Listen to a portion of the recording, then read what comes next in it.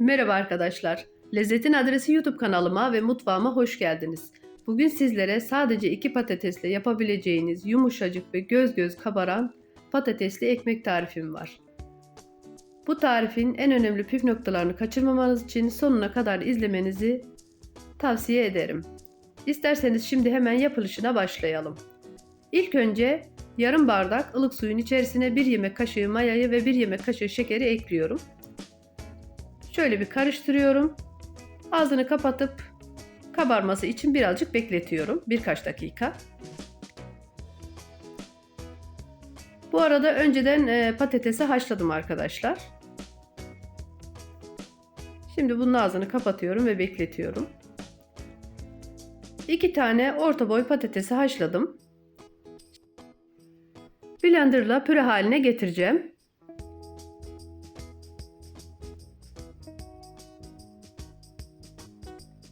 Evet arkadaşlar, patatesi de bu şekilde hazırladım gördüğünüz gibi.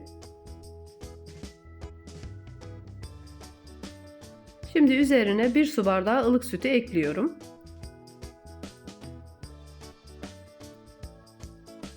Güzelce karıştırıyorum.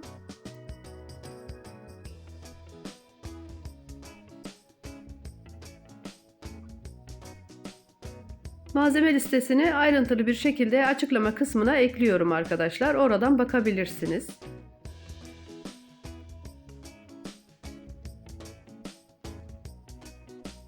Gördüğünüz gibi bunu da hazırladım. Şimdi yoğurma kabımın içerisine maya kabarmış arkadaşlar. Mayayı ekliyorum. İsterseniz yaş maya da kullanabilirsiniz.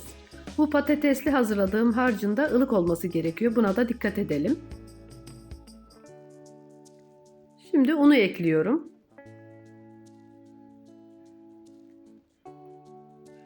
Toplamda 5,5 bardak un kullandım arkadaşlar. Bu unun markasına ve kalitesine göre değişiklik gösterebiliyor.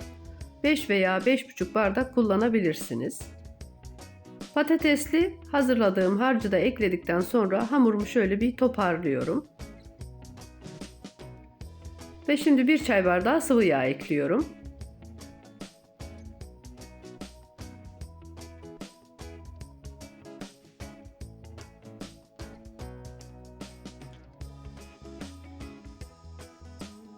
Sıvı yağ da ekledikten sonra güzelce kıvam aldırıncaya kadar yoğuruyorum.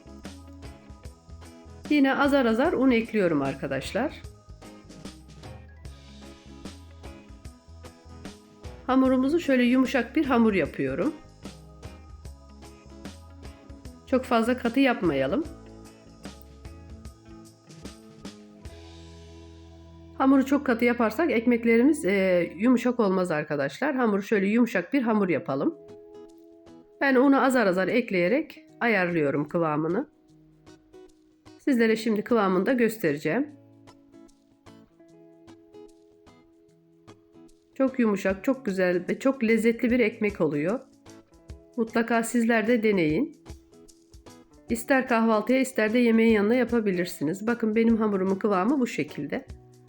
Yumuşak bir hamur yaptım. Şimdi üzerini kapatıyorum ve birazcık mayalandırıyorum.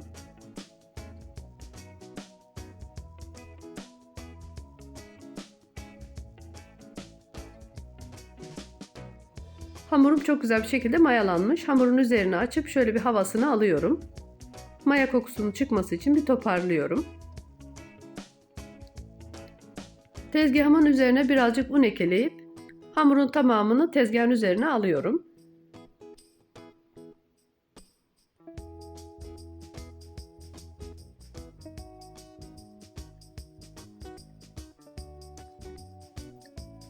Hamurumuz yumuşak bir hamur olduğu için burada undan yardım alalım mutlaka. Tekrar burada masanın üzerinde hamuru güzelce toparlayıp birazcık daha yoğuruyorum.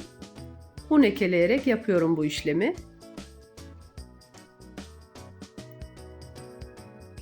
Hamuru biraz daha toparladıktan sonra beze yapacağım.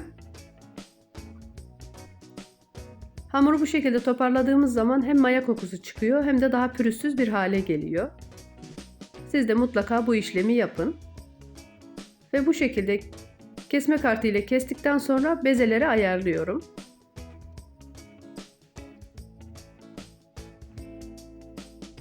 Fazla olanlardan birbirine ekleyerek eşit şekilde bezelerimizi ayarlayalım. Az önce de söylediğim gibi hamurumuz yumuşak bir hamur olduğu için burada undan yardım alabilirsiniz.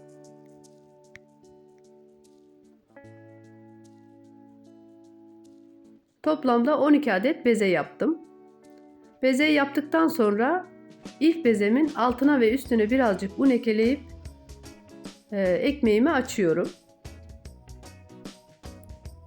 Ben oklava kullanmayı çok sevdiğim için oklava ile açıyorum arkadaşlar. Siz isterseniz merdane ile de açabilirsiniz.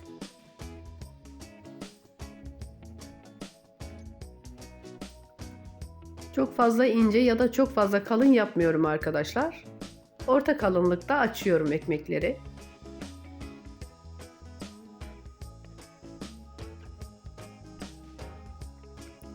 Şimdi hemen şöyle kısaca bir tane daha göstermek istiyorum açtığımı. Az un kullanarak yine oklavam ile açıyorum. Çok fazla üzerinden bastırmayalım arkadaşlar. Hamurumuz yumuşak bir hamur olduğu için yapışmalar olabilir. Dikkatli bir şekilde açalım. Önceden gözleme tavasını ısıtıyorum. Ve hemen ekmeği tavanın içerisine alıp hepsini bu şekilde çevire çevire pişiriyorum. Bakın göz göz kabarıyor ve çok yumuşak oluyor. Annem bu ekmeği çok yapardı. Kalabalık bir aileydik. Her hafta sonu mutlaka yapardı. Hem yemeğin yanında hem de kahvaltıda tüketirdik. İnanın çok lezzetli oluyor. Denediğiniz zaman eminim siz de vazgeçemezsiniz. Denediğiniz zaman da yorumlar kısmından bana yazarsanız fikirlerinizi çok sevinirim. Ben de şimdi çocuklarıma her hafta sonu mutlaka yapıyorum. Kahvaltıya çok yakışan bir tarif. İçerisine istediğiniz her şeyi koyarak tüketebilirsiniz arkadaşlar veya yemeğin yanında da tüketebilirsiniz. Hatta bol bol yapıp dondurucuya da kaldırabilirsiniz. İstediğiniz zaman çıkartıp yine istediğiniz şekilde tüketebilirsiniz. Hepsini aynı şekilde pişirdim. Gördüğünüz gibi hepsi çok güzel bir şekilde kabardı ve çok yumuşak oldu. Şimdi videonun sonunda sizlere nasıl yumuşak olduğunu da göstereceğim.